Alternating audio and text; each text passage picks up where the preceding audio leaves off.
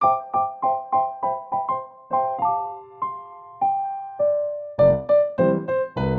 की हमारी कहानी थोड़ी टॉक्सिक, पॉजेसिव, ऑब्सेसिव और रेड फ्लैग वाली है। दो बंदों की प्रेम कहानी है, पर थोड़ी अलग सी है। दोनों एक दूसरे से बहुत प्यार करते हैं, मगर प्यार जताने का तरीका अजीबोगरीब होता है।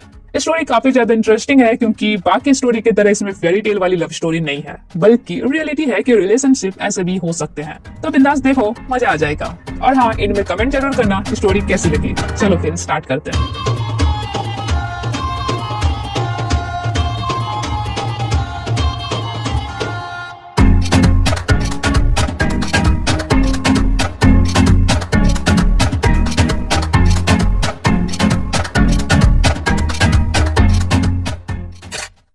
तो कहानी की शुरुआत बीट सीन से ही होती है, और पता नहीं क्यों मेरी हर कहानी की शुरुआत बीट सीन से ही होती है। पर यहाँ सीन भी नहीं चलता है, बल्कि हमें ये पता चलता है कि हमारे लीड्स, जो कभी एक दूसरे की जान के दुश्मन थे, अब एक दूसरे की जान है। पर कैसे, वो तो आगे पता चलेगा। इट, जो कि हमारा बॉटम है, उसकी फैमिली का अपना गैराज का बिजनेस है। पर जितनी रिच उसकी फैमिली है, उतना ही बिगड़ी हुई औलाद हमारा ईट है। वही हमारा टॉप लीड डे ईट की फैमिली का बिजनेस हैंडल करता है। वैसे आज ईट का पारा एकदम गर्म था, क्योंकि डे ने उसे प्रॉमिस किया था कि वो उसके लिए केक खरीदेगा। पर डे तो सुबह से ही काम में बिजी था। इट के डैड उससे कहते हैं कि वो काम कर रहा है, अगर चाहते हो कि वो काम जल्दी कंप्लीट करे तो उसकी हेल्प करो, वरना खुद केक खरीद लो। मॉम भी उसे सेम चीज कहती है।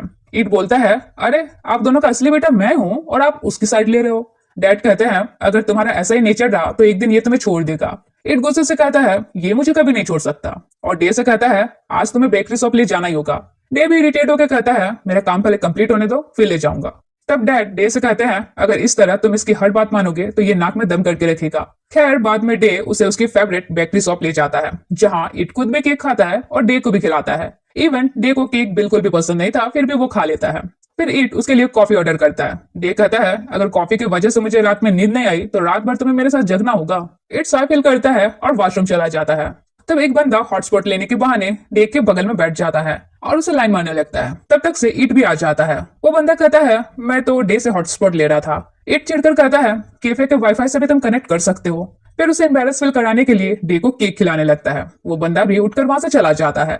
ईट को गुस्सा में देखकर डे कहता है, मैंने क्या किया है। इट भी लाइक, जानने की जरूरत भी नहीं है, बस पनिशमेंट के लिए रेडी रहो। फिर रात में वो उसका मूड बनाकर मूड बिगाड़ देता है और कहता है, क्या तुम नहीं समझ पा रहे थे, वो बंदा तुम्हें अप्रोच करना चाह रहा था। डे बोलता है, हम दोनों 2 सालों से साथ हैं, तुम्हें अब भी मुझ पर डाउट होता है। अब दोनों की बहस चली रही थी कि तभी डे को एक कॉल आता है। पता चलता है कि दूसरे सिटी में उसका जो सलून है, वहाँ कुछ चोर घुस आए थे।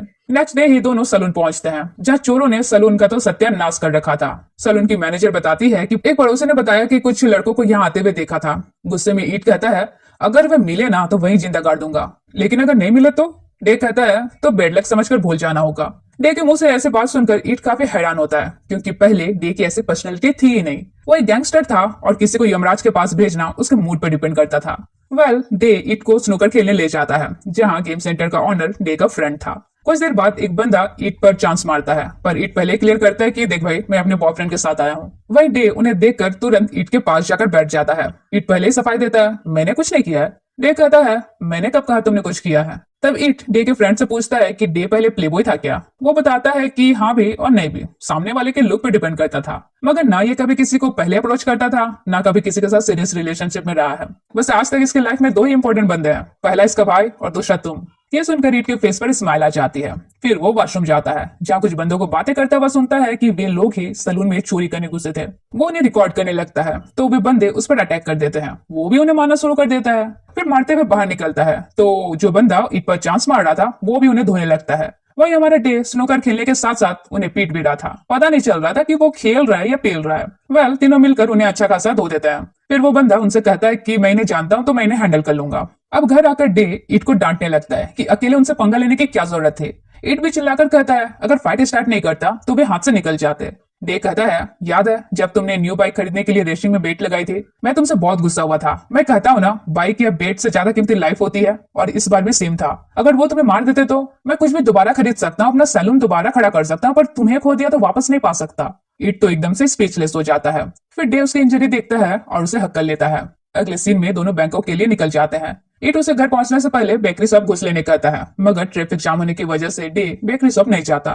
तो दोनों लड़ते लड़ते घर पहुंचते हैं। ईट कहता है, मुझे फर्क नहीं पड़ता तुम्हें काम है या नहीं है, या ट्रैफिक जाम था या नहीं था, मुझे आज केक चाहिए तो चाहिए। गियर नाम का उसका फ्रेंड कहता है, अरे भाई कहो तो मैं ऑर्डर कर दूं। वो कहता है नहीं, डे ही खरीद देगा, मतलब यही खरीदेगा। तब डे का भाई नाइट उसे केक के बदले फ्रूट्स खाने कहता है। डे कहता है, इसे फ्रूट्स नहीं केक ही चाहिए। ईट कहता है, जब जानते हो फिर शॉप क्यों नहीं ले जा रहा है। ईट इरिटेट होकर नहाने चला जाता है। ईट कहता है, उसे मेरी केयर ही नहीं है, हमेशा सिर्फ काम की पड़ी रहती है। उसका फ्रेंड गियर कहता है, अरे मूर्ख, वो तुम्हारा ही फैमिली बिजनेस हैंडल करता है, तो तुम क्या चाहते हो, काम धंधा छोड़ के तुम्हारे साथ केक खाता फिरे। ऐसा ही तुम्हारा बिहेवियर रहा ना तो एक दिन कहीं वो तुम्हें छोड़ ना दे। कुछ देर बाद डे ईट को भी नहाने के लिए कहता है, मगर वो गुस्सा से बाहर चला जाता है। तब डे भी उसके पीछे जाने लगता है तो गियर उसे रोकते हुए कहता है, तुम जानते हो ना वो चाहता है तुम उसके पीछे पीछे जाओ, आखिर तुम उसे इतना बिगाड़ क्यों रहे हो। जब भी वो तुम्हारे साथ होता है किसी की नहीं सुनता, वो दिन ब दिन जिद्दी बनता जा रहा है और उसे सुधारने छोड़कर तुम उसकी हर बात मानकर उसे बिगाड़ रहे हो। डे कहता है, मैं चाहता हूँ वो बिगड़े, मैं उसे इतना बिगाड़ना चाहता हूँ कि वो मेरे बिना जी ही ना पाए। जब भी उसे किसी चीज की जरूरत हो उसे बस मेरी याद आए, वो टोटली मुझ पर डिपेंड हो, इसलिए उसे सिर्फ और सिर्फ मेरा बनाए रखने के लिए मैं किसी भी हद तक जा सकता हूँ। गियर कहता है, यार तुम साइको जैसे बात क्यों कर रहे हो, कल को अगर तुम्हें कुछ हो गया, मर मुरा गए, फिर कैसे जी पाएगा वो। डे कहता है, इतना जल्दी नहीं मरूंगा समझे, और वैसे भी वो स्ट्रांग है। अगले दिन ईट की नींद खुलती है तो पता चलता है कि डे बिजनेस वर्क के लिए बाहर गया है। अब ईट का गुस्सा फिर गर्म हो जाता है कि केक लाने छोड़ के बिजनेस ट्रिप पर चला गया। वो ना खाना खाता है ना ही अपनी कफ की मेडिसिन लेता है। फिर पता चलता है कि आज रात वो उधर ही रहेगा। तब तो ईट का पारा और गर्म हो जाता है। वो कॉल करके उसे कहता है, तुम अभी के अभी मेरे पास आओ और मुझे केक खरीद देने के लिए ले चलो, और अगर तुम नहीं आओगे तो मैं मेडिसिन भी नहीं लूंगा। डे कहता है, मैं अभी वर्क पर हूँ, एक दिन तुम एडजस्ट नहीं कर सकते। ईट कहता है, नहीं कर सकता, तुम अभी आओ और मेरी केयर करो, और अगर अभी नहीं आ सकते तो कभी मत आना। गियर ईट से कहता है, यार तुम कुछ ज्यादा ही कर रहे हो। ईट कहता है, अगर डे मुझसे प्यार करता है तो उसे आना होगा। दोनों से समझाते हैं कि वो ऑलरेडी तुमसे बहुत प्यार करता है, तुम्हारी वजह से वो इतना चेंज हुआ है और तुम उसे फोर्स कर रहे हो इतनी बारिश में आकर अपना प्यार प्रूव करे। ये कहाँ का लॉजिक है। ईट बीच बीच लेस हो जाता है। फिर ठंडे माइंड से डे को दोबारा कॉल करता है और प्यार से बोलता है, मैं बस चाहता हूँ, मैं बीमार हूँ तो तुम मेरी केयर करो। डे पूछता है, क्या तुम चाह रहे हो मैं अभी तुम्हारे पास आऊं। ईट कहता है, हाँ। तब डे भी घर के लिए निकल जाता है, उसके लिए केक भी ले लेता है, मगर रास्ते में उसका कार एक्सीडेंट हो जाता है।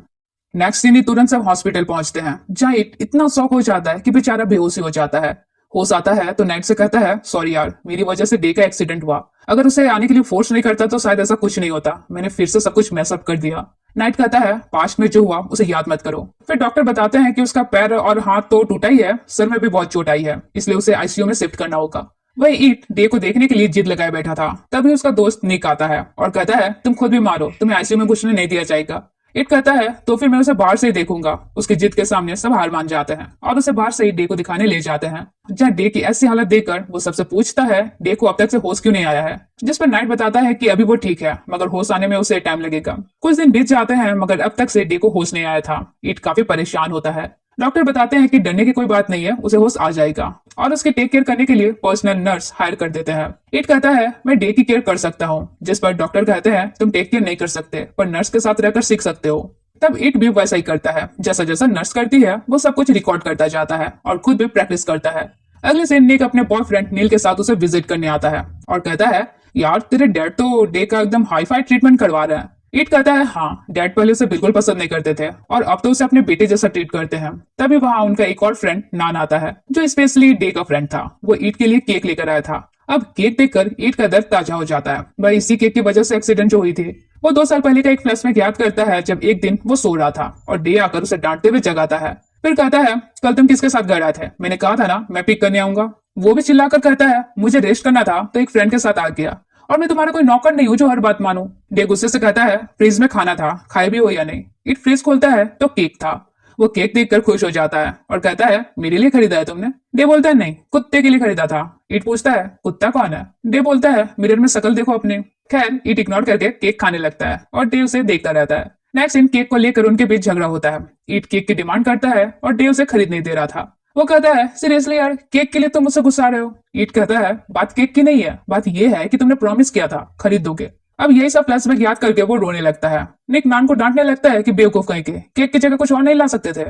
3 दिन बाद डे को होश आता है। ईट तुरंत खुशी से उसे किस करता है, मगर डे उसे धक्का मारते हुए कहता है, कौन हो तुम। ईट को लगता है कि वो उसकी वजह से गुस्सा है, इसलिए कहता है, सॉरी, मेरी वजह से ये सब हुआ। डे कहता है, अच्छा तो तुम्हारी वजह से मेरी ऐसी हालत हुई है। और उसे फिर धक्का दे देता है एंड बेड से उठने की कोशिश करता है। इट उसे रोकता है मगर डे उसे टच करने नहीं देता है और बस मारे जाता है। इट समझ नहीं पा रहा था कि डे इतना अग्रेसिव क्यों हो रहा है। तब तक से इट के पेरेंट्स भी आ जाते हैं। डे उन्हें भी नहीं पहचान पाता है तो इट कहता है ये तुम्हारे भी पेरेंट्स है, जिस पर वो कहता है मेरे पेरेंट्स मर चुके हैं, मेरी लाइफ में सिर्फ मेरा भाई नाइट है। तब तक से नाइट भी आ जाता है और बताता है कि इट तुम्हारा लवर है और ये उसके पेरेंट्स है, मगर उसे तो कुछ भी याद नहीं आता है। ऊपर से वो इट को हद से ज्यादा हेट करने लगता है क्योंकि उसे लग रहा था कि उसकी ऐसी हालत इट ने की है। अगले दिन डॉक्टर उसका चेकअप करते हैं तो पता चलता है सर में चोट लगने की वजह से वो पिछले 3 सालों की मेमोरी लॉस कर चुका है। डॉक्टर बताते हैं कि मेमोरी वापस आ जाए इसकी कोई गारंटी नहीं है, पर सही ट्रीटमेंट और फैमिलियर प्लेस में ले जाने से शायद मेमोरी वापस आ सकती है। डैड कहते हैं अभी तो वो सिर्फ नाइट को पहचान रहा है, इसलिए नाइट उसके साथ रहे तो ही अच्छा है। मगर इट कहते हैं नहीं, मैं भी उसकी केयर करना चाहता हूँ। डैड मान जाते हैं, पर अब इट, गियर और नाइट के सामने एक बड़ा चैलेंज था, डे की मेमोरी का वापस आना। एक्चुअली 3 साल पहले इन चारों का रिलेशनशिप वैसा नहीं था जैसा अब है। 3 साल पहले सब ने एक दूसरे के साथ ऐसे जुल्म किए थे जिनकी कोई हद नहीं थी। इट ने गियर को पॉइजन देकर नाइट का रेप करवाया था। ये पता चलने पर डे ने इट को इतना टॉर्चर किया था कि उसके बारे में सोचकर ही किसी की हालत खराब हो जाए। पर इन सब के बावजूद नाइट और गियर को एक दूसरे से प्यार हो जाता है, इवन डे और इट को भी। सब एक दूसरे को माफ करके अपना पास्ट को एक नाइटमेयर समझकर हैप्पी लाइफ जी रहे थे। पर अगर अब डे को सब कुछ याद भी आ जाता है तो क्या वो ये एक्सेप्ट कर पाएगा कि सबने एक दूसरे को माफ कर दिया है। इट कहता है अगर उसे सब कुछ याद आया भी तो मैं उसे जताना चाहता हूँ वो मेरा वन एंड ओनली लवर है। नाइट कहता है वो तो ठीक है, पर 3 साल पहले वो माफिया लीडर कामोल के लिए काम करता था, अगर फिर से काम करने लग जाए तो। अगले दिन डे सोकर उठता है तो सामने इट को देखता है। वो नाइट के बारे में पूछता है तो डे बताता है कि अभी वो कॉलेज के 4th ईयर में है तो क्लास करने गया है। डे उसे पूछता है क्या तुम सच में मेरे लवर हो। इट कहता है 14th सेंचुरी में तो तुम हो नहीं, हमारी इतनी सारी फोटोज देखकर भी लग रहा है कि सब झूठ बोल रहे हैं। डे कहता पता है, पर मुझे ये समझ नहीं आ रहा है तुम्हारे में ऐसे क्या खास बात है जो मैंने तुम्हें चूज किया था। इट को गुस्सा आता है पर कुछ नहीं कहता। उसे पानी पिलाता है तो डे कहता है इतना भी कॉमन सेंस नहीं है, स्ट्रो से पिलाना चाहिए। फिर पूछता है हम पहली बार कैसे मिले थे। इट बोलता है तुम्हारी भाई की वजह से, उसका बॉयफ्रेंड गियर है और गियर मेरा फ्रेंड है। डे फिर पूछता है वे कपल कैसे बने। इट बात घुमाता है और उसे खा लेने कहता है। डे इरिटेट होकर कहता है मेरे सामने ऐसे बकलोल जैसे फेस करके मत रहो, इरिटेशन लगता है। इट गुस्सा से कहता है मैं तुम्हारे लिए वरीड हूँ और तुम अपना ही भाव खा रहे हो। डे चिल्लाते हुए कहता है अपनी आवाज नीचे रखो। इट कहता है नहीं, मैं हमेशा तुमसे ऐसे ऊंची आवाज में बात करता हूँ। डे गुस्सा से कहता है हम पहले कैसे थे मुझे नहीं पता, पर तुम्हारे इस एटीट्यूड से मुझे गुस्सा आ रहा है। इट रोने लग जाता है तो डे और इरिटेट होता है। अगले दिन इट के पेरेंट्स डे को विजिट करने आते हैं और इट से कहते हैं अगर वो डे का ख्याल नहीं रख पा रहा है तो नर्स हायर कर सकता है, मगर इट खुद ही उसकी टेक केयर करता है। डे उसे पूछता है हमारे बारे बताओ, किसने किससे अप्रोच करना स्टार्ट किया था। इट बोलता है तुम ही ने स्टार्ट किया था। डे भी लाइक अगले दिन इट को उसका बॉडी वाइप करना था, मगर वो रोने लग जाता है क्योंकि डे उसे स्ट्रेंजर की तरह ट्रीट कर रहा था। गियर गुस्सा से कहता है एटलीस्ट तुम नॉर्मल बात कर सकते हो। डे गियर को इग्नोर करके इट को वैसे बॉडी वाइप करने कहता है जैसे कि वो उसका नॉक करो, लेकिन इट बड़े प्यार से उसके केयर करता है। डे को थोड़ा अच्छा लगता है लेकिन चिढ़ के बोलता है नीचे के पार्ट वाइप करने में शर्म आ रही है क्या। इट थोड़ा अनकंफर्टेबल होता है मगर वाइप करने लगता है। रात में डे उसे कहता है पता नहीं नाइट मुझे स्ट्रेंजर के साथ छोड़कर क्यों चला गया। इट बोलता है मैं स्ट्रेंजर नहीं हूँ, सो चुपचाप से। अगले दिन उसके पास माफिया लीडर कामोल आता है जिसके लिए वो काम करता था। एक्चुअली डे के पेरेंट्स की डेथ काफी पहले हो गई थी, जिसके बाद नाइट ही उसके लिए सब कुछ था। और अगर कोई नाइट को परेशान करता था तो वो सबको कुत्ते की तरह धोता था। उसके पोटेंशियल देखकर कामोल उसे पावर और पोजीशन देता है और फिर डे उसके लिए काम करना स्टार्ट करता है, चाहे वो लीगल हो या इलीगल। वही एक किम नाम के बंदे के साथ उसका कुछ टाइम तक चक्कर चलता है। किम उसके लिए सीरियस था मगर डे सीरियस नहीं था क्योंकि वो हमेशा ही पार्टनर चेंज करता रहता था। किम से ब्रेकअप करने से पहले ही वो इट को अपना बॉयफ्रेंड बना लेता है। एक दिन वो किम को बोलने आता है कि वो उसे प्यार नहीं करता। बेचारा किम हार्ट ब्रोकन हो जाता है। तब उसकी लाइफ में कामोल एंट्री मारता है और फिर दोनों एक दूसरे के लवर बन जाते हैं। प्रेजेंट में कामोल डे से कहता है तुम्हारी वजह से हम एक दूसरे से मिल पाए, अच्छा है तुम्हें इट से प्यार हुआ वरना हम शायद ही मिलते। डे कहता है क्या तुम्हें मेरे और किम के बारे पता है। कामोल कहता है हाँ, पास तो हर किसी का होता है पर क्या फर्क पड़ता है, तुम इट के साथ थे और मैं इसके साथ हो गया। फिर वे चले जाते हैं। नेक्स्ट दिन नील और निक उसे विजिट करने आते हैं। निक नील से कहता है देखो तुम अच्छे से ड्राइव करना, इसके जैसे एक्सीडेंट करा के अपना मेमोरी लॉस किए ना तो इट जैसा इतनी सेवा नहीं करने वाला, डायरेक्ट बॉयफ्रेंड चेंज कर लूंगा। डेव से बकवास बंद करने को कहता है और नील से पूछता है नाइट और गियर रिलेशनशिप में कैसे आए। नील बताता है कि पहले तुम दोनों के रिलेशन के अगेंस्ट थे, लेकिन जब नाइट को किडनैप किया गया तब तुम और गियर उसे बचाने गए थे। मारपीट के दौरान गियर ने तुम्हारी जान बचाई थी, उसके बाद ही तुमने उन्हें अलाउ किया था। डे पूछता है नाइट को किसने किडनैप किया था। निक कहता है अब पूरी स्टोरी हमसे ही सुनोगे क्या, अच्छा होगा खुद ही याद आ जाए। डे बोलता है मतलब सच में इट और मैं बॉयफ्रेंड्स थे। निक कहता है हाँ हाँ सच में बॉयफ्रेंड्स थे यार, तुम तो उसके लिए कुछ ज्यादा ही ऑब्सेस्ड थे। अगले दिन डे की सैलून मैनेजर उसे विजिट करने आती है, जहाँ डे को वही अपने खड़ूस फॉर्म में देखकर उसे पुराने दिन याद आ जाते हैं जब डे लाइफ में अनहैप्पी रहता था। लेकिन ईट के आने के बाद उसके फेस में स्माइल आने लगी थी। प्रेजेंट में वो डे से कहती है, हाय रे, मुझे ईट के लिए बुरा फील हो रहा है। जिस दिन तुम्हारा एक्सीडेंट हुआ था बेचारा यही बेहोश हो गया था। इसके बाद वो ईट से कहती है, मैं तुम्हारा दर्द समझ सकती हूँ, तुम उसका इतना ख्याल रख रहे हो, लेकिन अब तुम उसके लिए स्ट्रेंजर बन गए हो। ईट रोने लगता है, तब वो उसे कंफर्ट फील कराती है। अगले दिन वो डे की टेक केयर करता है। डे कहता है, समझ नहीं आ रहा, मेरा जैसा बंदा जो प्यार में कभी बिलीव नहीं करता था तुम्हारे प्यार में कैसे पड़ सकता है। ईट चिल्लाकर कहता है, तो तुम्हें क्या लग रहा है, सब झूठ बोल रहे हैं, तुम्हारे साथ मेरी जितनी फोटोज है सब एआई जनरेटेड है। डे उसे आवाज नीचे करने को कहता है। ईट बोलता है, अगर मेरे पास जादू होता तो तुम्हारा ये एक्सीडेंट होने ही नहीं देता। डे एकदम से सॉफ्ट वॉइस में पूछता है, अगर मुझे कभी कुछ याद नहीं आया तो? ईट कहता है, तो क्या तुम फिर से मुझे प्यार करोगे? डे जवाब देता है, पता नहीं, पर देखूंगा। तब ईट को बॉल नाम के एक बंदे का कॉल आता है। वो पिक करने के लिए बाहर जाने लगता है, मगर डे उसे यही स्पीकर में बात करने कहता है। ईट स्पीकर ऑन करता है, जब बॉल उसे डे की हालचाल पूछता है और अपना भी ख्याल रखने कहता है। डे ईट से पूछता है, ये बंदा कौन है, तुम्हारा साइड लवर? फ्लैशबैक से हम देखते हैं बॉल ईट का फ्रेंड होता है, मगर जल्द से डे को वो बंदा बिल्कुल पसंद नहीं होता, खासकर उनका एक साथ रहना। एक दिन बॉल अब्रॉड जाने से पहले ईट को कॉल करता है। वो पिक करने के लिए दूसरी तरफ जाता है, मगर जल्द से डे उसे अपनी गोद में बैठा लेता है और यही बात करने कहता है। बॉल ईट को मिलने कहता है, मगर ईट बहाना बना देता है। वहीं डे उसे इधर अलग ही टीज कर रहा होता है। सीन प्रेजेंट में आता है, जहाँ नेक्स्ट डे बॉल डे को विजिट करने आता है। बॉल और ईट बातें करते हैं तो डे को काफी जेलसी होने लगती है। कुछ देर बाद नाइट और गियर आते हैं और ईट और बॉल को साथ में लंच करने भेज देते हैं, ताकि डे थोड़ा जेलस हो और उसे कुछ मेमोरी याद आ जाए। इधर बॉल ईट की फेवरेट डिश ऑर्डर करता है। वहीं डे बोलता है, उन दोनों को खाने में कितना टाइम लग रहा है? गियर उसका पारा और गर्म करते हुए कहता है, खाने में टाइम तो लगेगा ही, इतने दिन बाद इतने अच्छे दोस्त के साथ टाइम स्पेंड जो कर रहा है, वरना जब से तुम्हें होश आया है बेचारा तुम्हारा एटीट्यूड झेल झेल कर परेशान हो गया है। डे गुस्सा से कहता है, वो बॉल तुम सबका फ्रेंड कैसे बना?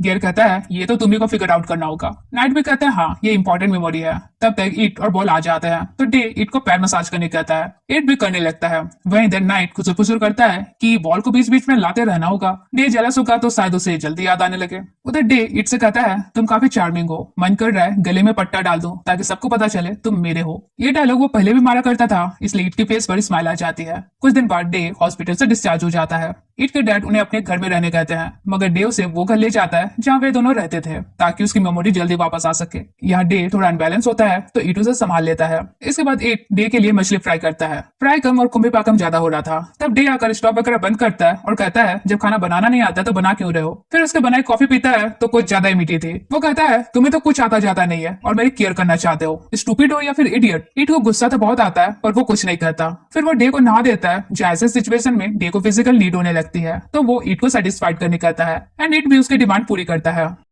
इसके बाद सब साथ में मूवी देखते हैं, जहाँ डे हॉरर मूवी लगा देता है और लाइट्स भी ऑफ कर देता है।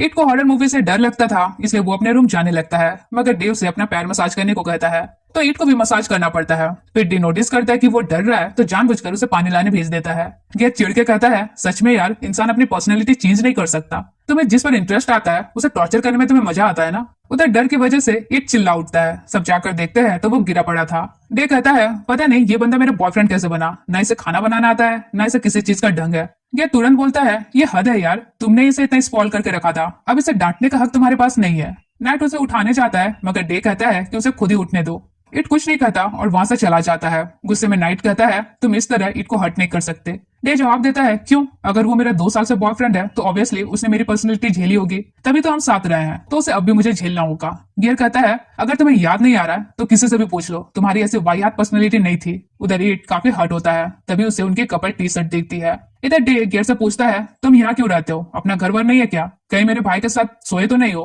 गियर कहता है, जब से हम रिलेशनशिप में हैं तब से साथ रहते हैं। नाइट बोलता है, अब मैं एडल्ट हो चुका हूँ। डे कहता है, हाँ लेकिन मेरे सामने गियर तुम लाइन क्रॉस नहीं कर सकते। इसके बाद ईट उसके लिए ब्लैंकेट लेकर आता है। डे पूछता है, रूम में रो रहे थे? ईट कहता है, अगर चाहते हो मैं ना रहूं तो इस तरह खड़ूस जैसा मुझे बात करना बंद करो। इतना कहकर वो डे को ब्लैंकेट उड़ा देता है और खुद भी दूसरे सोफे पर जाकर सो जाता है। उसकी आंखों में आंसू थे। डे को भी बुरा लगता है कि ईट उसकी बातों से हर्ट हो रहा है, लेकिन मेलिगो तो मेलिगो होता है। वेल नेक्स्ट मॉर्निंग ईट डे को वो कपल टी शर्ट पहनने कहता है, शायद इससे उसकी मेमोरी वापस आ जाए। डे को शर्ट देकर हल्का सा हेडेक होने लगता है, तो ईट उसे हॉस्पिटल चलने के लिए कहता है। डे मना करता है, लेकिन जब ईट उसे इंसिस्ट करता है तो डे गुस्से में बोलता है, बोला ना नहीं जाना है तो नहीं जाना है। खैर अगले दिन चारों टेम्पल जाते हैं, जब मंक डे को बताता है कि ये जो एक्सीडेंट हुआ है वो पास्ट कर्मा का फ्रूट था बेटा।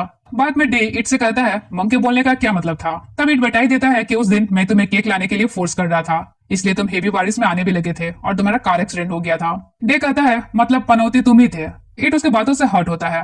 खैर नेक्स्ट दिन वे घर आ जाते हैं। तब एक बंदी ईट को कॉल करती है जो कि उसके फ्रेंड मिन थी। वो डे की हालचाल पूछती है। नाइट उस बंदी को डिनर के लिए इनवाइट करने कहता है तो डे उसे बुला लेता है। डे इरिटेट होकर कहता है अब ये बंदी कौन है, तुम्हारी साइड लवर? ईट कहता है फ्रेंड है और तुम उसे जानते हो। कुछ देर बाद वो बंदी उनके घर आती है, डिनर ज्वाइन करती है। जब ईट को उसके साथ बातें करता देख डे जेलस होने लगता है। ईट से कहता है मुझे वॉशरूम जाना है, ले चलो। और वॉशरूम जाने के बाद वो डे का गला पकड़ लेता है और बोलता है चुपचाप से बताओ उस बंदी के साथ तुम्हारा क्या चक्कर है। ईट कहता है बोला ना फ्रेंड है। डे कहता है अगर फ्रेंड है तो उसके बगल में क्यों बैठे थे? मेरे बीएफओ तो मेरे बगल में बैठना चाहिए ना, इसलिए मुझे बेवकूफ मत समझो और बताओ वो कौन है। तब ईट बताता है कि वो उसकी एक्स गर्लफ्रेंड मीन है। इसको लाइफ में भी रिलेशनशिप में थे मगर बाद में मीन किसी और बंदे के लिए उसे ब्रेकअप कर ली थी। ये सुनने के बाद डे कहता है अगर ब्रेकअप हो गया था तो कांटेक्ट में क्यों हो? ईट कहता है अरे फ्रेंड्स भी नहीं हो सकते क्या, जेलस हो रहे हो? डे कहता है जेलस नहीं हो रहा, बस मुझे पसंद नहीं तुम किसी और के साथ रहो, तो मुझे गुस्सा दिलाने वाला काम मत करो। कुछ देर बाद मीन जाने लगती है। जाने से पहले वो ईट से मैक के बारे में पूछती है।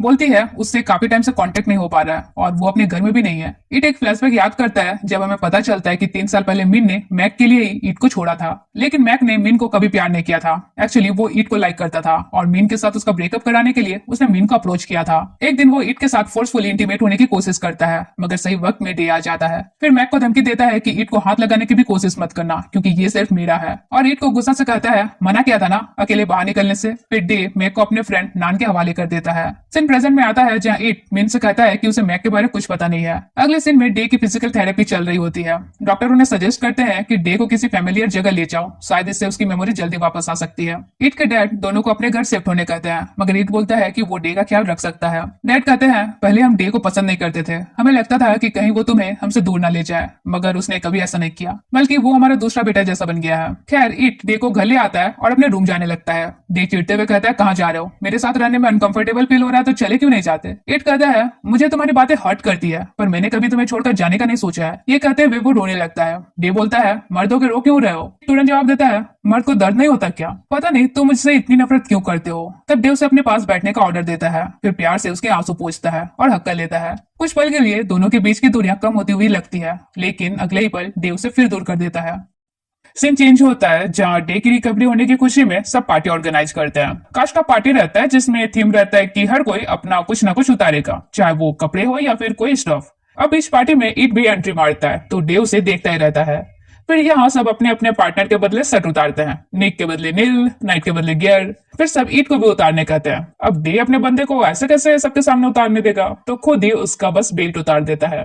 इसके बाद सब नान को उतारने कहते हैं तो वो मैक को सामने ले आता है। मैक को अभी भी उसके साथ देखकर सब शॉक्ड रह जाते हैं। इट मैक से कहता है तुम अब भी नान के साथ क्यों हो? मैक कहता है तुम्हारी वजह से मैं इस कमीने के चंगुल में फंसा हुआ हूँ। इट कहता है लेकिन हमने सब क्लियर कर लिया था ना, नान ने तो कहा था कि तुम्हें फ्री कर देगा। मैक कहता है कमीने कभी सुधरते हैं क्या? तब वो नान से कहता है कि तुमने तो कहा था तुम इसके वीडियो डिलीट कर चुके हो, फिर इसे जबरदस्ती बंदी बना के रखने का क्या लॉजिक है? हमने एक दूसरे को माफ कर दिया था ना, अगर हम इसी तरह रिवेंज लेते रहे तो सब जेल जाएंगे। नान कहता है मुझे पता है मैं क्या कर रहा हूँ, लक्षण मत दो। मैं किट से कहता है तुम्हारी वजह से मेरी ऐसी हालत हुई है और अब डायलॉग मार के अच्छा बनने की कोशिश कर रहे हो। डे आकर उसे दूर करता है। तब मैं किट से कहता है तुम्हें मेरी हेल्प करनी होगी, मुझे घर जाना है, इस आदमी से मेरा पीछा छुड़ाओ।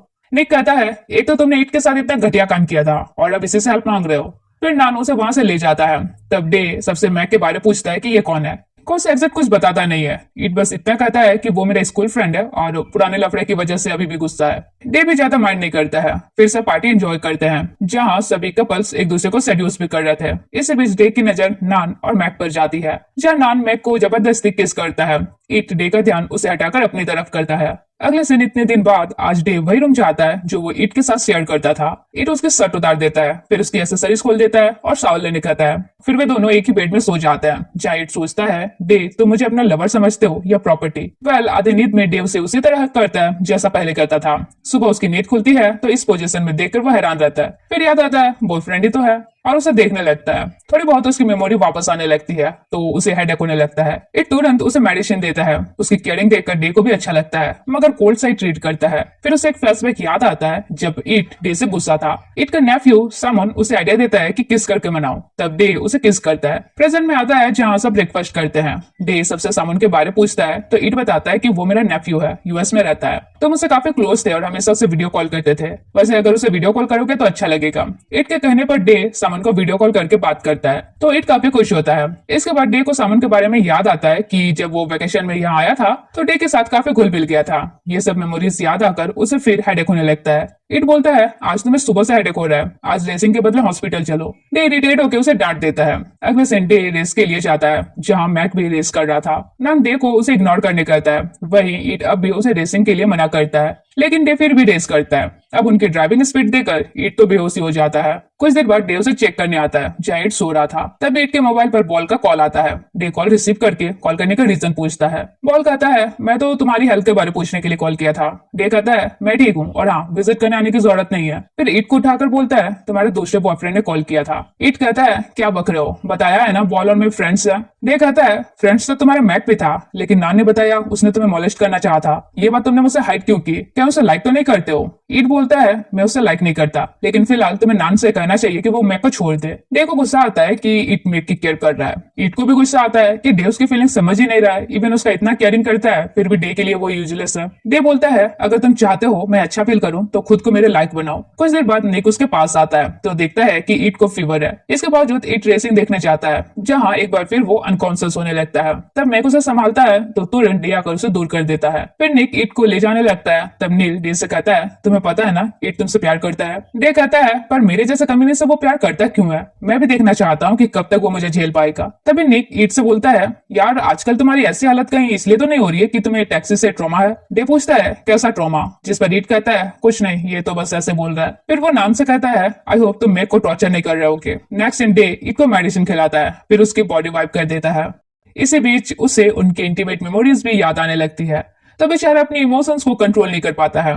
नेक्स्ट मॉर्निंग डे इट के लिए ब्रेकफास्ट लेकर आता है। इट उसे खिला देने बोलता है। डे बोलता है खुद खा लो। फिर देखता है कि वो खुद से नहीं खा पा रहा है तो वो खिला देता है। इट को एक्सीडेंट से पहले वाली उनकी फाइट याद आ जाती है और वो रोने लगता है। डे कहता है आप क्यों रो रहे हो, मैंने कुछ कहा भी तो नहीं है। फिर उसे और भी प्यार से खिलाता है। देन उसे मेडिसिन भी देता है। इट कहता है आज रात मैं फ्लोर पे सो जाऊंगा वरना साथ सोए तो तुम भी बीमार हो जाओगे। डे बोलता है साथ तो आज भी सोए थे, क्या मैं बीमार हुआ, इसलिए मेडिसिन लो चुपचाप से रेस्ट करो। फिर वो जाने लगता है तो इट उसका हाथ पकड़ लेता है। तब डे भी रुक जाता है। अगले दिन उसकी नींद खुलती है तो सामने निक था। इट पूछता है डे कहाँ है। नाइट खाना लेकर आता है और कहता है खा लो, डे आता ही होगा। इट खाने से मना कर देता है। तब डे आकर कहता है खाओ चुपचाप से, मेडिसिन भी खानी है। निक कहता है तो यार तुम ही खिला दो। डे बोलता है नहीं ये खा लेगा, इतना बड़ा हो गया है अपने टेक केयर करना आना चाहिए। इट खाने लगता है पर खाना उसके गले में घुस ही नहीं रहा था। तब नील इट का फेवरेट केक लेकर आता है और बोलता है डे ने तुम्हारे लिए खरीदा है। इट डे से पूछता है क्या तुम्हें याद आया कि ये मेरा फेवरेट है। डे कहता है नहीं मैंने बस ऐसे ही खरीदा। फिर इट केक भी खाता है और रोते भी जाता है तो डे कहता है खाना है खाओ, रोना है रो, जो करना है करो। डे की ऐसे चिड़चिड़ी बातों से निक को काफी गुस्सा आता है लेकिन नील उसे उनके फाइट में इंटरफेयर करने नहीं बोलता है और उसे बाहर ले जाता है। फिर नाइट भी डे को केक थमाकर चला जाता है। तब डे खुद ही इट को केक खिला देता है और वो तुरंत सब खा भी जाता है। डे उसे मेडिसिन देता है और रेस्ट करने को कहता है। इट बोलता है मैं नहीं चाहता हूँ कि तुम रेसिंग करो। डे कहता है अच्छा तो वो डील करते हैं, चलो तुम अपना फेवरेट केक खाना छोड़ दो, मैं रेसिंग छोड़ दूंगा। इट मान जाता है। डे पूछता है क्यों, क्या इतना प्यार करते हो मुझसे जबकि मैं तो तुम्हें इतना हर्ट कर रहा हूँ। इट कहता है मैं तुम्हें उतना ही प्यार करता हूँ जितना तुम मुझे करते थे, बस तुम्हें याद नहीं है, याद आ जाएगा तो सब ठीक हो जाएगा। डे कहता है और याद नहीं आया तो। इट बोलता है तब मैं दोबारा तुम्हें अपने प्यार में पढ़ाऊंगा। डे के फेस पर स्माइल आ जाती है। अगले दिन बॉल को पता चलता है कि इट बीमार है तो उसे विजिट करने आता है। इससे हमारा डे तो काफी जेलस होता है। बॉल उसका भी हालचाल पूछता है तो डे कहता है मैं ठीक हूँ, अब तुम घर जाओ, इट के रेस्ट करने का टाइम हो गया है। इट को थोड़ा गुस्सा आता है कि वो बॉल से भी ढंग से बात नहीं कर रहा है। अगले दिन डे की नींद खुलती है तो वो देखता है कि इट ऑलरेडी जग चुका है और फ्लावर्स को पानी दे रहा है। डे पूछता है पहले हमारा डेली रूटीन क्या था। वो कहता है तुम हमेशा फ्लावर्स को पानी देते थे, ब्रेकफास्ट खाना तुम ही बनाते थे, मैं बस हेल्प करता था। फिर हम डैड के गैराज जाते थे, पेपर वर्क्स तुम हैंडल करते थे, मैं मैकेनिकल वर्क्स। कभी कभी हम मॉम का बनाया खाना खाते थे या फिर कभी कभी बाहर खाते थे। कभी अगर गैराज नहीं गए तो घर पे ही मूवी वगैरह देखते थे या अपना सलून विजिट करने जाते थे। हमारा ये शेड्यूल हमेशा रिपीट होता था पर मैं खुश था। मैं ये सब दोबारा करना चाहता हूँ लेकिन कब तुम्हें सब कुछ याद आएगा। डे भी उसकी फीलिंग्स फील कर पा रहा था मगर कुछ कहता नहीं है। अगले दिन वे अपना सलून जाते हैं लेकिन डे उसकी स्लो ड्राइविंग से काफी इरिटेट हो चुका था। खैर सलून मैनेजर उन्हें देखकर कुछ ज्यादा एक्साइटेड हो जाती है मगर डे का सड़ा हुआ शकल देखकर शांत हो जाती है। डे कहता है मैंने कुछ कहा भी तो नहीं है। तब वो कहती है अच्छा छोड़ो, आज सेलिब्रेशन होगा। वही ईट को एक अननोन नंबर से कॉल आता है, मगर उधर से कोई भी कुछ कहता नहीं है। फिर वह मार्केट जाता है जहाँ डे को सारा सामान पकड़ना पड़ रहा था, तो वो काफी इरिटेट होता है और ईट को अपना काम खुद करने बोलता है। ईट भी इरिटेट होकर कहता है पहले तुम ही मुझे कुछ करने नहीं देते थे। डे कहता है तो अब करना होगा, एक दिन अगर मैं मर गया तो किस पे डिपेंडेंट रहोगे। ईट कहता है मैं तुम्हें मरने नहीं दूंगा। ये सुनकर डे और चिढ़ जाता है। तब सलून मैनेजर उसे सॉफ्टली बात करने को कहती है और ईट को समझाती है कि उसका इंटेंशन गलत नहीं है, वो बस चाहता है कि तुम किसी पर डिपेंडेंट मत रहो। ईट कहता है समझ रहा हूँ, पर उसकी ऐसी रूड बातें मुझे हर्ट करती है, मैं कब तक सहूंगा। वो कहती है कोई नहीं, अभी टाइम खराब चल रहा है, पर जल्दी तुम दोनों एक दूसरे को चैलेंज करोगे। तभी वहाँ वही लंबा बाल वाला बंदा आता है और ईट से कहता है हाय मैं करण, कुछ महीने पहले स्नूकर क्लब में मिलकर उन लड़कों को धोया था, याद आया। डे जेलस फील करते हुए ईट के क्लोज होता है, ये दिखाने के लिए कि भाई चांस मत मार, मैं ऑलरेडी लाइन में हूँ, बस फिलहाल गजनी टाइम चल रहा है। करण ईट को साथ में कॉफी के लिए इन्वाइट करता है, जिस पर डे जवाब देता है नो थैंक्स, मैं अपने बंदे को कॉफी डेट पर ले जा सकता हूँ। बाद में ईट डे से पूछता है करण से जेलस हो रहे थे। डे मानने को रेडी नहीं होता है कि वो जेलस हो रहा था। फिर वो ईट को खुद से अपरण पहना देता है। वह ईट को उसका पुराना लवी डबी मोमेंट याद आ जाता है, तो उसके फेस में स्माइल आने लगती है। इधर डे को भी ये इन्वायरमेंट देखकर उनका साथ में खाना बनाने वाला सीन याद आ जाता है। ईट बहुत ज्यादा खुश होता है कि चलो धीरे धीरे उसे याद आ रहा है। अगले सीन हम देखते हैं कि करण डे को गुस्सा दिलाने के लिए उसके सैलून आ जाता है और डे को ही हेयर कट करने कहता है। डे को उस पर इतना गुस्सा आता है कि बाल की जगह उसका गला काटने मन करता है, मगर सैलून मैनेजर उसे पर्सनल और प्रोफेशनल काम सेपरेट करने कहती है, तो पैसेंस के साथ उसका बाल ही काट देता है। फिर वार्न करता है कि मेरे में बस इतना ही पैसेंस है, अगर मेरे बीएफ के साथ मेसअप करने का सोचे ना तो लाइफ जहन्नुम बना दूंगा। ये डे से कहता है उसे ऐसी बात नहीं करनी चाहिए, आफ्टर ऑल वो कस्टमर था। डे कहता है खुश हो कि उसका गला नहीं काटा। तभी उनका एक वीआईपी कस्टमर आता है जो डे से सर्विस लेता है। उसके जाने के बाद इट डे का अपलोन खोल देता है। डे उसे अपने क्लोज करता है और दोनों एक दूसरे से फ्लर्ट करते हैं। अगले दिन सब पार्टी सार्टी करते हैं, तो एक स्टाफ इट को ऐसे ही पुराने पार्टी इंसिडेंट के लिए टीज करता है। सैलून मैनेजर भी उसे छेड़ने लगती है। डे पूछता है कोई मुझे भी बताएगा क्या बात है। इट को बताने में शर्म आती है, इसलिए वो कुछ नहीं बताता। तब सैलून मैनेजर उसे बताती है कि कुछ महीने पहले जब तुम दोनों यहाँ आए थे तब एक स्टाफ का बर्थडे था। फ्लैशबैक से हम देखते हैं कि उस स्टाफ के बर्थडे पर सब पार्टी कर रहे होते हैं। तब ये माहौल खराब करने के लिए एक खराब आदमी टपक पड़ता है जो डे का एक्स था। इट उसे डे से दूर रहने के लिए कहता है, जिस पर वो इट को गुस्सा दिलाते हुए बोलता है देख लेना डे तुम्हें भी छोड़ देगा। इट कहता है ऐसा कभी नहीं होगा, हम 2 सालों से साथ हैं और हमेशा साथ रहेंगे, तुम तो उसके पास वन नाइट स्टैंड थे। डे उन दोनों को बहस करने से मना करता है, लेकिन इट गुस्से में वहां से चला जाता है। डे का एक्स डे से कहता है तुम तो कभी किसी के लिए सीरियस नहीं रहते हो, फिर इसके लिए कैसे हो गए। डे जवाब देता है मैं किसी के लिए सीरियस नहीं था क्योंकि मुझे कोई सही पार्टनर नहीं मिल रहा था, लेकिन अब अगर कोई मेरे बॉयफ्रेंड के साथ मेसअप करने की कोशिश करेगा तो तुम्हें पता है ना मैं शरीफ नहीं हूँ। उसके बाद डे इट को मनाने निकल जाता है और मनाता भी अपने स्टाइल में है, बहस करके। वो कहता है तुम्हें पता है ना मैं सिर्फ तुमसे प्यार करता हूँ। इट भी कहता है और तुम्हें भी पता होना चाहिए कि मैं भी सिर्फ तुमसे ही प्यार करता हूँ। कोई तुम्हारे आसपास दिखे तो मुझे गुस्सा आता है, तुम सिर्फ मेरे हो तो मेरे ही साथ रहोगे। तब डे उसे जोर से एक तमाचा लगाता है और कहता है मैं तुम्हें भरोसा दिलाने वाला हूँ कि मैं सिर्फ तुम्हारा हूँ, जो मैं करने वाला हूँ आज तक किसी के लिए नहीं किया है, और फर्स्ट टाइम वो अपनी लाइफ में बॉटम बनता है। तो यही वो कांड था जिसके लिए सब उन्हें अभी टीज कर रहे थे। वेल यहाँ पार्टी खत्म होने के बाद दोनों रूम आ जाते हैं। डे उसे बेड में पुश करते हुए कहता है हम लवर्स है ना, तो मुझे लवर वाली फीलिंग्स चाहिए। फिर क्या था, दोनों रोमांटिक मूड में आ जाते हैं और अपना टाइम एंजॉय करते हैं। इसके बाद डे इट से पूछता है हम वीक में कितनी बार फिजिकल होते थे। इट बोलता है 4 से 5 बार। डे बोलता है इनफ था, लगता है अब हमें दोबारा इंटीमेसी स्टार्ट कर देनी चाहिए, शायद मेरी याददाश्त जल्दी वापस आ जाए। तब इट पूछता है मैं तुम्हारे लिए क्या हूँ, कभी कभी लगता है मैं बस तुम्हें प्लीज कर रहा हूँ और तुम मुझे बस एक ऑब्जेक्ट की तरह पास रखना चाहते हो। डे कहता है मेरा ऐसा कोई इंटेंशन नहीं है, मैं सच में चाहता हूँ मुझे सब कुछ याद आ जाए, और उसे हक कर लेता है। नेक्स्ट मॉर्निंग डे उसके लिए केक लाता है क्योंकि भाई नाइट में उसकी एनर्जी भी तो लॉस हुई थी। इट उसे भी केक का एक बाइट खिलाता है। डे कहता है तुम्हें पता है ना मुझे केक पसंद नहीं है। वो कहता है हाँ, पर जब भी मैं खिलाता था तुम खाते थे। फिर उसके शक्ल देखकर समझ जाता है कि वो नहीं खाना चाहता है, मगर डे खा लेता है। यानी उसके एक्शन बताते हैं कि कुछ याद नहीं आने पर भी अब वो इट को लाइक करने लगा है। अगले दिन दोनों सैलून मैनेजर के कहने पर एक फॉर्चून टेलर के पास जाते हैं, जहाँ वो बताती है कि उनके बीच एक और प्रॉब्लम आने वाली है, कोई है जो उन्हें हार्म करने वाला है। डे को उसकी बातें बकवास लगती है और वो इट को वहां से ले जाता है। इट कहता है हमें उसके बात पे बिलीव करना चाहिए क्योंकि रिसेंटली मुझे एक अननोन नंबर से कॉल आ रहा है, पर रिसीव करने पर उधर से कोई रिप्लाई नहीं आता है। डे ज्यादा माइंड नहीं करता है और दोनों स्नूकर गेम सेंटर वाले फ्रेंड से मिलने जाते हैं, जहाँ इट को अननोन नंबर से दोबारा कॉल आता है और इस बार भी उधर से कोई वॉइस नहीं आता है। डे पूछता है क्या तुम्हारा कोई दुश्मन है। इट कहता है नहीं, पर साथ एक बंदा हो सकता है, पी। इसके बाद वो अपने डैड को कॉल करके बताता है कि मुझे डाउट है पी थाईलैंड आ चुका है। डैड बोलते हैं ऐसा कैसे हो सकता है, उसके डैड ने तो उसे थाईलैंड आने से मना किया है। फिर कहता है अच्छा मैं उसके डैड से बात करूंगा। डेट से कहता है अच्छा है मेरी मेमोरी लॉस हुई है, मैं ऐसे कमीने को याद भी नहीं करना चाहता। ईट कहता है इस बंदे ने मुझे रियलाइज कराया था कि तुम मेरे लिए कितने इंपॉर्टेंट हो, शायद उसी तरह जिस तरह स्नूकर फाइटिंग वाली टाइम तुम्हें रियलाइज हुआ कि मैं तुम्हारे लिए कितना इंपॉर्टेंट हूँ। नेक्स्ट सीन में बैंकॉक रिटर्न जाने लगता है, मगर ईट इतनी स्लो ड्राइविंग करता है कि डे इरिटेट होने लगता है। ईट कहता है पहले तुम ही मुझे फास्ट ड्राइविंग के लिए मना करते थे और अब फास्ट ड्राइविंग के लिए ही बोल रहे हो। खैर नौकजोक के साथ वे नान के रेसिंग फील्ड पहुंचते हैं, जहां डे उसे रेसिंग के लिए प्रिपेयर होने कहता है। ईट डे को रेसिंग के लिए मना करता है, मगर डे कहाँ उसके सुनने वाला था। फिर ईट नान से मैक के बारे पूछता है, जिस पर नान कहता है मैंने उसे छोड़ दिया है। तब ईट नान को डे के साथ ड्राइव करने कहता है उसके सेफ्टी के लिए। अब जब डे रेसिंग स्टार्ट करता है तो ईट उसकी इतनी स्पीड बर्दाश्त नहीं कर पाता है और उसे रोकने के लिए ट्रैक के बीच खड़ा हो जाता है। वो तो अच्छा है, डे अपनी कार रोक लेता है पर सीधे उतर कर उसे मारने लगता है। ईट कहता है तुम्हें याद नहीं है पर तुमने कहा था तुम मुझ पर कभी हाथ नहीं उठाओगे। डे को एकदम से गिल्ट फील होने लगता है, उसे रियलाइज होता है कि वो ईट को कितना ज्यादा हर्ट कर रहा है। अपने आप को पनिश करने के लिए वो खुद को हर्ट करने लगता है। खैरियत है नान आकर उस सनकी को रोक लेता है। अगले दिन ईट रोते हुए घर पहुंचता है तो नाइट और गेर समझ जाते हैं कि दोनों के बीच फिर कोई कांड हुआ होगा। नाइट डे को कॉल करता है तो डे कहता है ईट का ख्याल रखना, मैं आज घर नहीं जाऊंगा। ये भी बताता है कि उसने उसे मारा है। बाद में दोनों ईट के पास जाते हैं और कहते हैं उसे कुछ याद नहीं आ रहा है तो तुम बहुत ज्यादा सफर कर रहे हो ना। ईट कहता है मैं गिव अप नहीं करने वाला, बस थोड़ा थक गया हूँ। नाइट आइडिया देता है कि थक गए हो तो भाग जाओ, उससे तुम्हारी कमी खलेगी तो उसे रियलाइज होगा तुम कितने इंपॉर्टेंट हो। ईट कहता है और अगर उसे फर्क नहीं पड़ा तो। गियर बोलता है तब छोड़ देना उसे। नेक्स्ट मॉर्निंग डे घर पहुंचता है तो ईट को नहीं पाता है। वो नाइट और गियर से कहता है लगता है मेरी केयर करते करते थक गया इसलिए भाग गया है। गियर गुस्सा से कहता है नहीं, क्योंकि तुमने उसके साथ लिमिट क्रॉस कर दी है। तुम उसके इंसल्ट करते थे, उसे नौकर जैसा ट्रीट करते थे और अब उस पर हाथ भी उठाए। कोई कितना सहेगा यार। नाइट भी डे के इस बिहेवियर से थक चुका था। इसके बाद डे ईट को कॉल करता है मगर मोबाइल स्विच ऑफ बताता है। उधर ईट एक प्लेस पहुंचकर गियर को कॉल करता है और डे के बारे में पूछता है। गियर कहता है उसका दिमाग अभी भी गर्म है, ठंडा होने दो, वो तुम्हें जरूर ढूंढेगा। ईट कहता है अगर नहीं ढूंढा तो। गियर बोलता है अगर वो तुम्हारी केयर करता है तो जरूर ढूंढेगा, और अगर नहीं ढूंढा तो फिर नया बॉयफ्रेंड बना दो ना, कमी है क्या बंदे की।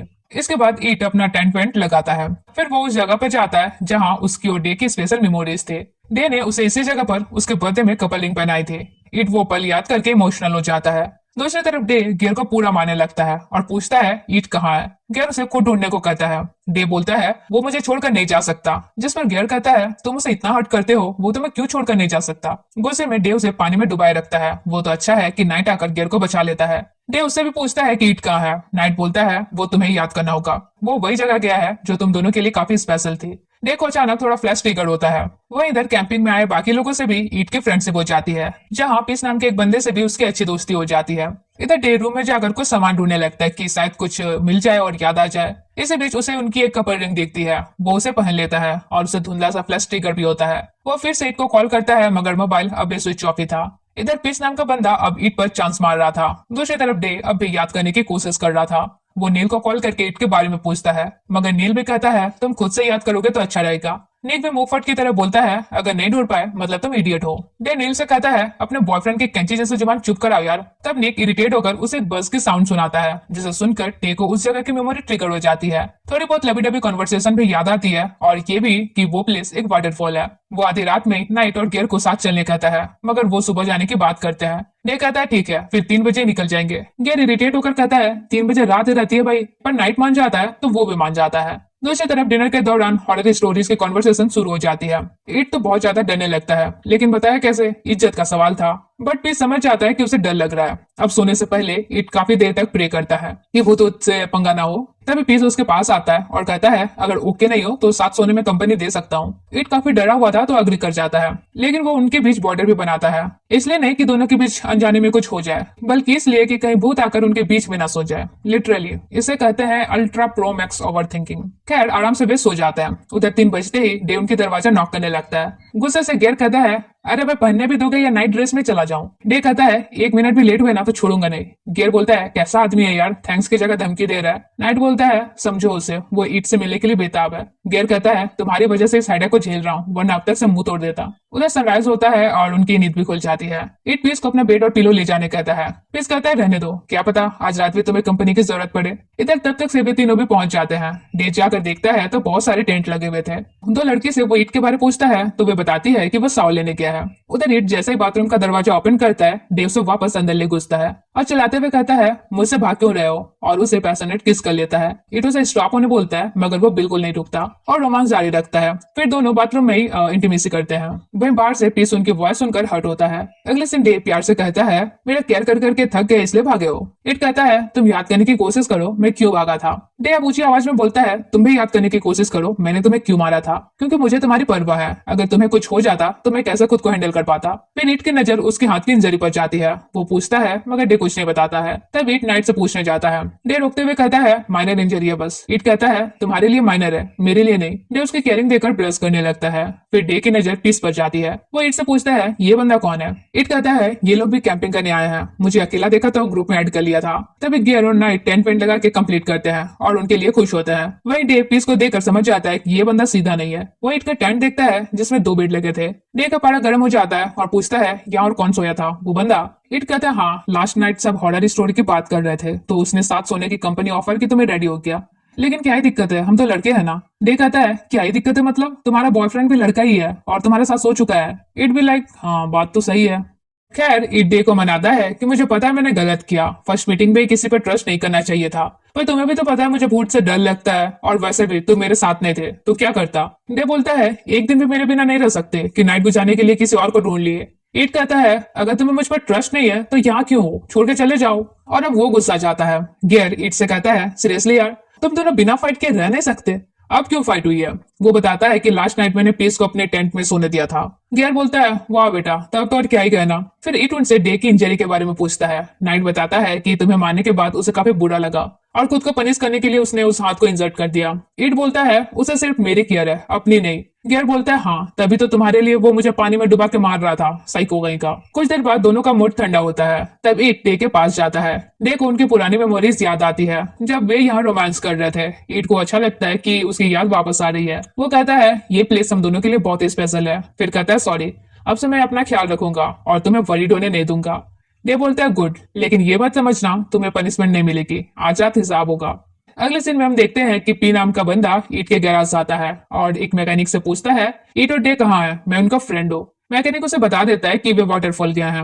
इधर पीस डे और ईट को देखकर जेलस फील करता है। खैर सब डे को स्विमिंग करने बोलते हैं। ईट भी उसे एंजॉय करने कहता है तो डे मान जाता है। फिर ईट सबको एक दूसरे से इंट्रोड्यूस कराता है। जब पीस को देखकर डे का पारा अलग ही गर्म हो रहा था। वेल सब पानी में एंजॉय करते हैं। तभी अचानक एक बंदा ऐसा छलांग मारता है कि ईट को थोड़ा सा लग जाता है। पीस उसे संभालता है, तब गुस्से में डे उसे दूर कर देता है और ईट को पानी से बाहर ले जाता है। ईट के लिप्स में थोड़ी चोट आई थी जहाँ डे उसे किस करता है। किस करते करते उनके बीच कुछ ज्यादा ही पैशनेट मोमेंट्स बनने लगते हैं। तो नाइट सबसे कहता है अरे कुछ नहीं हुआ है, फर्स्ट एड चल रहा है बस। इसके बाद ईट डे की हेयर वाइप कर देता है जहाँ डे पीस का पिलो और ब्लैंकेट देकर रिटर्न करने जाता है। ईट कहता है लाओ मैं दे दूंगा। डे कहता है डोंट वरी मैं अग्रेसिव नहीं हूँ।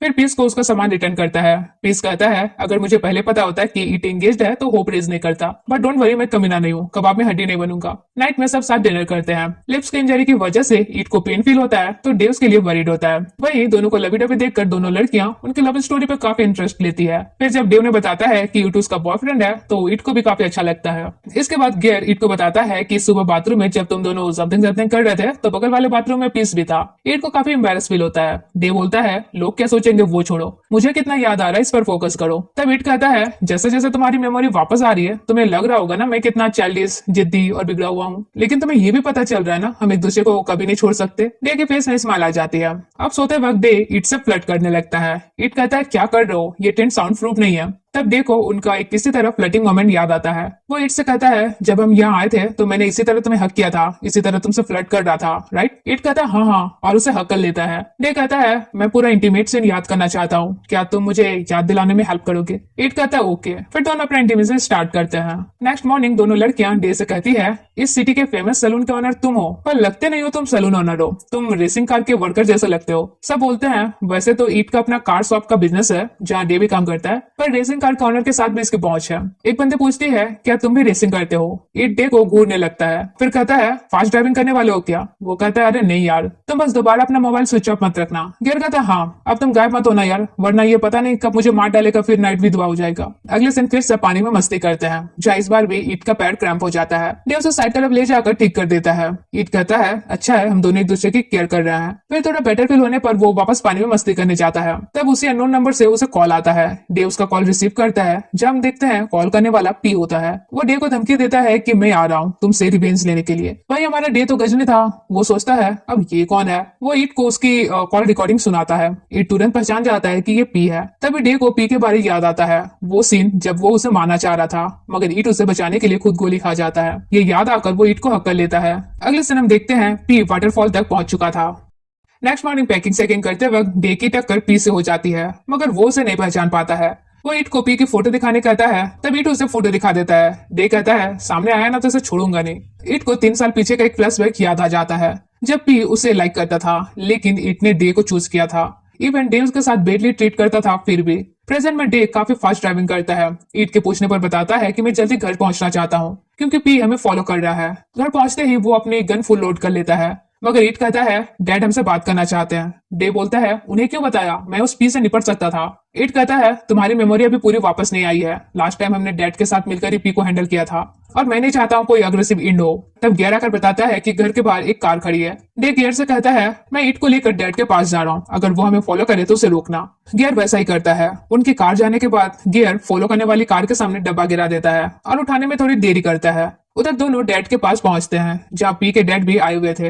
एक्चुअली उस टाइम जब पी ने डे को शूट करना चाहा था तब बाद में उसके डैड पी को बचाने के लिए अब्रॉड भेज देते हैं और इनसे प्रॉमिस करते हैं कि वो थाईलैंड वापस कभी नहीं आएगा। प्रेजेंट में ईट उनसे कहता है पी वापस आ गया है, पक्का रिवेंज लेने ही आया है। पी के डैड कहते हैं अगर वो वापस आया है तो मैं उसे ढूंढ लूंगा। डे कहता है जल्दी ढूंढना, इससे पहले कि मैं ना ढूंढ लूं। बाद में ईट के डैड दोनों को कुछ दिन यही रहने कहते हैं ताकि पी और उसके आदमी उन्हें हार्म ना कर पाए। दोनों मान जाते हैं। फिर डे ईट के डैड को अपना एक प्लान बताता है मगर डैड कहते हैं नहीं ये काफी रिस्की है। वो कहता है रिस्की तो है पर मैं दोबारा ईट को इन्वॉल्व होने नहीं देना चाहता।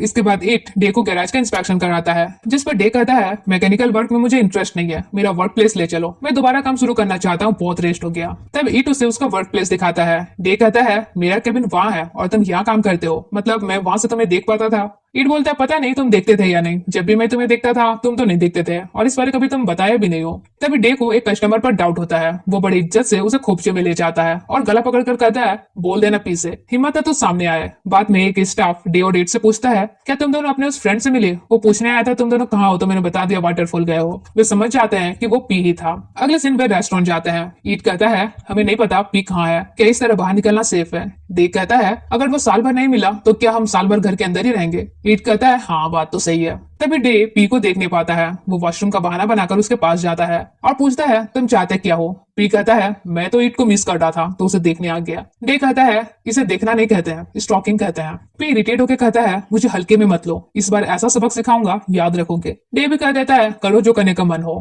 तब ईट उसे कॉल करके पूछता है तुम्हारे लिए क्या ऑर्डर करूं। डे बोलता है मेरे बॉयफ्रेंड हो, पता होना चाहिए मैं क्या खाऊंगा। तब ईट उसका फेवरेट फूड ऑर्डर करता है। डे कहता है हाँ अच्छी तरह जानते हो मुझे। फिर पूछता है पी ने तुम्हें कैसे किडनैप किया था, इतने कमजोर तो तुम हो नहीं कि वो तुम्हें आसानी से किडनैप कर लेगा। ईट बताता है वो मेरी वीकनेस जानता था, मेरी वीकनेस तुम हो। उसने मुझे कहा कि उसने तुम्हें किडनैप कर लिया है तो तुम्हें बचाने के लिए मैं उसे फॉलो करने लगा और उसके ट्रैप में फंस गया। डे कहता है अगर वो फिर से ऐसा कुछ कहे कि मैं किडनैप हो गया हूँ या फिर मैं डेंजर में हूँ तो उसके बाद में मत आना। ईट कहता है जानता हूँ पर अगर तुम डेंजर में रहोगे तो मैं तुम्हें कैसे छोड़ सकता हूँ। डे कहता है मुझसे बहस मत करो, मुझे कुछ नहीं होगा, मैं दोनों की सेफ्टी के लिए बोल रहा हूँ। तब ईट प्रॉमिस करता है कि वो ऐसा कुछ भी नहीं करेगा। फिर डे कहता है जल्दी खाओ कहीं ले जाऊंगा। ईट खुश हो जाता है कि शायद किसी रोमांटिक जगह डेट पर जाएंगे मगर डे तो उसे रेसिंग फील्ड ले आता है और कहता है मैं चाहता हूँ तुम अपना डर खत्म करो। फिर यहाँ ईट की मुलाकात मैक्स से हो जाती है। ईट नान से कहता है तुमने तो कहा था तुमने उसे जाने दिया है। नान कहता है मैंने उसे फ्री कर दिया है पर छोड़ा नहीं है, इसके रेसिंग टैलेंट मस्त है, जीतेगा तो अपना ही फायदा होगा। इसके बाद मैक का एक प्रोफेशनल रेसर के साथ कॉम्पिटिशन स्टार्ट होता है। कुछ देर रेसिंग देखने के बाद डे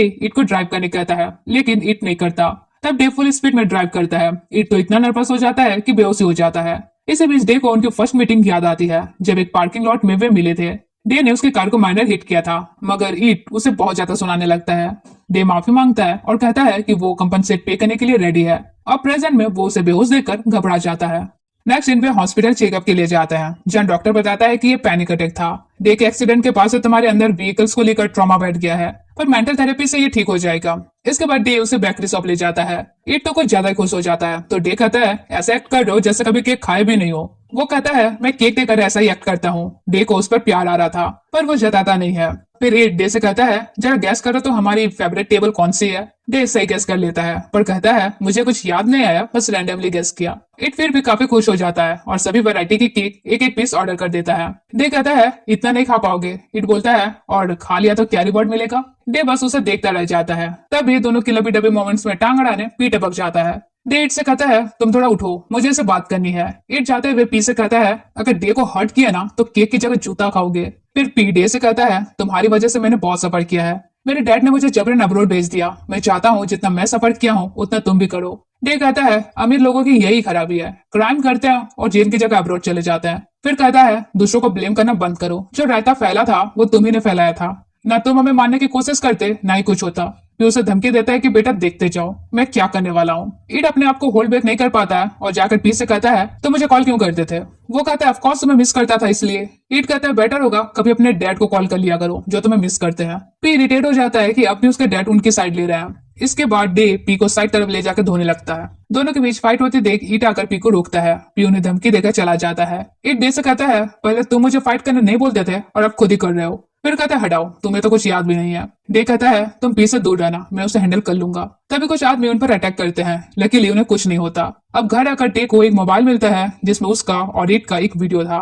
एक्चुअली उस दिन डे ने जानबूझकर उसकी कार को ठोका था उनके फर्स्ट मीटिंग के टाइम। तो कंपनसेशन देने के बहाने वो ईट को अपने घर ले जाता है और मारने लगता है। फिर कहता है ये मेरा रिवेंज है, जिस नाइट के साथ तुमने अपने फ्रेंड से वो गंदा काम करवाया था वो नाइट मेरा भाई है। उस वक्त डे ने गुस्से में आकर ईट को बुरी तरह हर्ट किया था। उसने उस इंसिडेंट को रिकॉर्ड भी किया था और अब ये सब देखकर डे का दिमाग खराब हो जाता है। वो ईट को वो वीडियो दिखाता है और कहता है जब मैं पूछता था कि हम कैसे मिले तब तुम बात घुमा देते थे। ईट पूछता है ये वीडियो अब तक से क्यों है। डे कहता है ये क्वेश्चन तो मेरा होना चाहिए कि उस वक्त क्या हुआ था। ईट बताता है कि नाइट गियर को लाइक करता था लेकिन गियर नहीं करता था। मैं वाकई कमीना था तो मैंने गियर को उसके साथ सोने के लिए मना लिया था।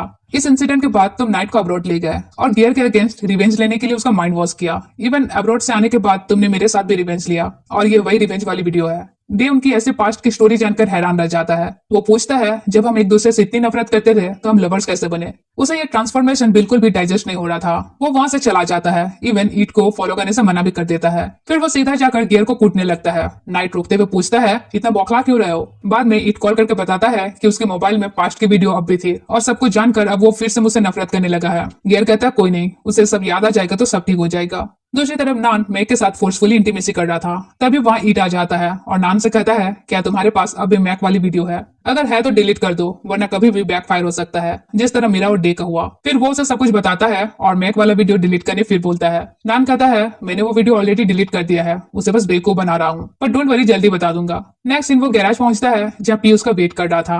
वो ईट से कहता है कल मैं डे से मिलने वाला हूँ और उसका ठिकाना लगाने वाला हूँ। ईट को डे का वार्निंग याद आता है तब पी से कहता है मुझे ट्रैप में फंसाने की कोशिश मत करो। पी कहता है कम ऑन यार, मैं हमेशा घिसी पिटी बेहुदा ट्रिक थोड़े यूज करूंगा। अगर मुझे तुम्हें किडनैप करना ही रहता तो अभी कर सकता हूँ। मैं तो बस बताने आया हूँ कि तुम सीन देखने आ सकते हो, नहीं भी आना चाहोगे तो भी कोई बात नहीं, वीडियो रिकॉर्ड करके भेज दूंगा। वह उधर डे का अलग ही दिमाग खराब हो रहा था पास्ट की बात को जानकर। नेक्स्ट डे ईट के डैड अपनी वाइफ से कहते हैं आज ईट को घर से बाहर जाने मत देना, मैं बाद में सब बताऊंगा, जरूरी काम से बाहर जा रहा हूँ। तब वो ईट से जाकर कहती है आज तुम कहीं बाहर मत जाना। ईट मान तो जाता है मगर पी उसे कॉल करके बताता है कि आज रात 8 बजे वो डे से निपटने वाला है। वो कहता है तुम्हें वीडियो कॉल करूंगा, मेरे घुटने के सामने गिड़गिड़ाते हुए उसे तुम भी देखना। ईट अब वरीड हो जाता है और चुपके से घर से निकल जाता है। अब नाइट में पी डे से मिलता है और कहता है तुमने मुझे अकेला कर दिया है, तुम्हारी वजह से डैड ने मुझे अब्रोड भेजा, तुमने सब कुछ मेरे छीन लिया है, अब तुम्हारी बारी। तब डे उसके डैड की वीडियो कॉलिंग उसे दिखाता है जिसमें उसके डैड को किडनैप किया गया था। अपने डैड के ऐसे हालत देखकर वो डे से भीख मांगने लगता है कि प्लीज मेरे डैड को कुछ मत करो, मैं तुम्हारी हर बात मानने के लिए रेडी हूँ। अब बिना मारपीट किए वो ऑलमोस्ट डे के सामने सरेंडर कर ही दिया था कि ईट चिल्लाते हुए टपकता है कि डे को कुछ मत करना। डे भी लाइक आ ही गया गधा प्लान चौपट करने। बस फिर क्या था, मारपीट शुरू हो जाता है। पी के आदमी उन्हें धोने लगते हैं। ये देख नील और नान भी एंट्री मारते हैं। सबके बीच जबरदस्त फाइट होने लगती है। वहीं पी का इकट्ठा कट्टा आदमी डे के पीछे पड़ जाता है मगर डे उसकी बैंड बजा देता है। फिर उसकी पी के साथ फाइट होने लगती है। वो डे को जान से मारने वाला था कि उसके डैड आकर रोक लेते हैं। वो पूछता है आपको किसने रेस्क्यू किया। डे बोलता है पहला बात किसी ने किसी को किडनैप नहीं किया था। डैड बोलते हैं ये डे का प्लान था तुम्हें तुम्हारी भाषा में समझाने के लिए। ईट के डैड उससे कहते हैं बेवकूफ तुम्हें यहाँ आने की क्या जरूरत थी, अच्छा खासा इस प्लान में सब सेटल हो जाता, कोई हर्ट भी नहीं होता। तभी डे बेहोश हो जाता है। तुरंत उसे हॉस्पिटल ले जाया जाता है। उधर पी अपने डैड से पूछता है आखिर आप डे के साइड क्यों लेते हो। वो कहते हैं क्योंकि मैं चाहता हूँ तुम सुधर जाओ, मैं जानना चाहता था तुम विक्टिम बनकर कैसा फील करते हो, क्या तुम्हें मेरी फिक्र है भी या नहीं। पी कहता है आप ऐसा मत बोलो, मैं कभी नहीं चाहता हूँ आप और मॉम मुझसे नफरत करो, मैं बस अकेला रहना नहीं चाहता हूँ। डैड कहते हैं कोई पेरेंट्स अपने बच्चों से नफरत नहीं करता है, हम भी तुम्हारे साथ रहना चाहते हैं, मगर मैं डरता था कि कहीं तुम फिर से किसी को हर्ट ना करो। तब ईट के डैड उसे बताते हैं कि तुम्हारे डैड तुमसे बहुत प्यार करते हैं, वरना कोई इंसान किसी का पैर पकड़कर अपने बेटे की जान की भीख नहीं मांगता। असल में 3 साल पहले पी ने जब डे को शूट किया था, तब उसके डैड डे के पैर पकड़कर उसे रिक्वेस्ट करते हैं कि पी को छोड़ दो, बदले में वे पी को लाइफ टाइम कंट्री से बाहर ही रखेंगे। और डे ने उनकी बात मान ली थी। ये जानकर पी बड़ा हर्ट होता है कि उसकी गलती के लिए उसके डैड ने किसी के सामने घुट नहीं टेका। वो उनका पैर पकड़कर सॉरी कहने लगता है। दूसरी तरफ डॉक्टर बताते हैं कि डे अब सेफ है। ये जानकर ईट के जान में जान आती है। अगले दिन वो डे के बगल में सो गया था, तो सब आकर उसे भी रेस्ट करने कहते हैं। तभी डे को होश आता है। सब एकदम से खुश हो जाते हैं, लेकिन इस बार फिर डे ईट को पहचान नहीं पाता है। वो रोने लग जाता है कि एक बार फिर उसकी वजह से डे हर्ट हुआ, लेकिन डे तो बोलने की नौटंकी कर रहा था। ईट खुश होकर उसे हक कर लेता है। तब डे कहता है, लेकिन तुम्हें पनिशमेंट तो मिलेगी, तुमने मेरा प्लान बिगाड़ दिया। मैंने मना किया था ना उसकी बात नहीं सुनने के लिए, फिर भी तुम उसका ट्रैप में फंस गया। ईट कहता है, मुझे फिक्र हो रही थी तो क्या करता। फिर उसे सॉरी कहता है। फिर डे भी कहता है, सॉरी तो मुझे बोलना चाहिए तुम्हें भूलने के लिए। ईट कहता है, नहीं, गलती तो मेरी थी, मेरी वजह से एक्सीडेंट हुआ था। डे उससे अपने ऊपर ब्लेम लेने नहीं कहता है। तब ईट पूछता है, क्या तुम उस वीडियो से ओके हो? वो देखने के बाद तुमने मुझे छोड़ दिया था। डे कहता है, मैं तुम पर गुस्सा नहीं था, मुझे अपने आप पर रिग्रेट हो रहा था कि मैं तुम्हारे साथ वैसा कैसे कर सकता हूँ। ईट कहता है, वो पास्ट की बातें हैं। आज मैं इस डे को जानता हूँ जो मुझसे बहुत प्यार करता है और मेरी प्रोटेक्ट करने के लिए कुछ भी कर सकता है। डे उसे हक कर लेता है। अगले दिन पी उनके पास आता है और कहता है, मैं यहाँ सब कुछ एंड करना चाहता हूँ। मुझे नहीं पता था मेरी वजह से मेरे डैड सफर कर रहे हैं, मैं उन्हें और हर्ट नहीं करना चाहता। डे और ईट भी उसे माफ कर देते हैं। नेक्स्ट दिन हम दोनों को साथ में देखते हैं। मॉर्निंग टाइम में डे ईट को किस करता है। ईट की भी नींद खुलती है तो वो भी उसे किस करता है। अगले दिन ईट डे के लिए खाना बनाने आता है। नाइट कहता है, तुम श्योर हो ना बना लोगे? ईट कहता है, हाँ हाँ बना लूंगा। नाइट कहता है, ठीक है बनाओ फिर, लेकिन पिछली बार जैसा जलाना नहीं। तब ईट भी अच्छे से बना लेता है। डे आकर टीज करता है, तुम खाना क्यों बना रहे हो? फायर ब्रिगेड बुलाना है क्या? ईट कहता है, नहीं, हमेशा तुम ही बनाओगे, मैं भी सीखना चाहता हूँ, तुम्हें बनाकर खिलाना चाहता हूँ। फिर कहता है, जब तुम हर्ट हुए थे तो मैं बहुत कुछ करना चाहता था, पर पता नहीं था कैसे करना है। डे कहता है, कोई नहीं, मैं सिखा दूंगा। फिर ईट को बनाया खाना टेस्ट करता है और कहता है, अच्छा बनाए हो। ईट घूर के देखता है तो डे बोलता है, मतलब डिलीशियस बना है, और उसे किस करता है। नेक्स्ट दिन अब डे दोबारा ईट के डैड की बिजनेस हैंडल करता है।